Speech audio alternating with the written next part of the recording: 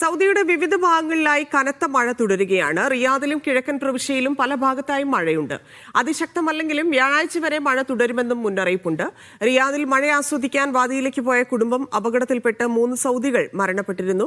വാഹനം ഓടിക്കുന്നവർക്ക് ജാഗ്രതാ നിർദ്ദേശം തുടരുന്നു.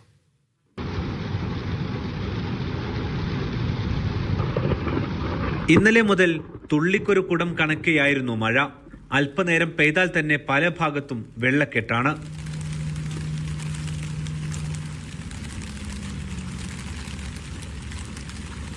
ഇടമുറിഞ്ഞാണ് മഴ. ഭൂരിഭാഗം സമയത്തും ശക്തമല്ല. എന്നാൽ മണലിൽ മഴ പെയ്താൽ വെള്ളം പൊങ്ങും. റിയാദിൽ ഇന്നലെ ഗതാഗതം താറുമാറായിരുന്നു. ഇന്ന് റിയാദ്, കിഴക്കൻ പ്രവിശ്യ, ഹായിൽ, കസീം, അസീർ, ജീസാൻ മേഖലകളിൽ റെഡ് അലേർട്ടും പ്രഖ്യാപിച്ചതാണ്.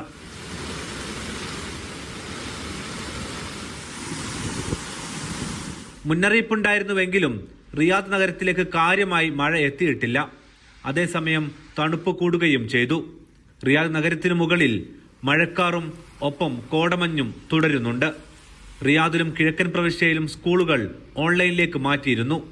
വാരാന്ത്യം അടുത്തതോടെ റിയാദ്, കസീം, മദീന, കിഴക്കൻ പ്രവിശ്യ ഹൈവേകളിലൂടെ യാത്ര ചെയ്യുന്നവർക്ക് ജാഗ്രതാ നിർദ്ദേശമുണ്ട്.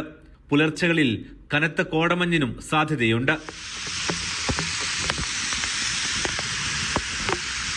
ഇന്ന് കസീം, ഹായിൽ, അറാർ, കിഴക്കൻ പ്രവിശ്യകളിൽ മഴ മുന്നറിയിപ്പ് തുടരുകയാണ്. പോയ വാരം മഴ പെയ്ത മക്ക പ്രവിശ്യയിലെ പല ഭാഗത്തും പച്ചപ്പും പ്രത്യക്ഷപ്പെട്ടു.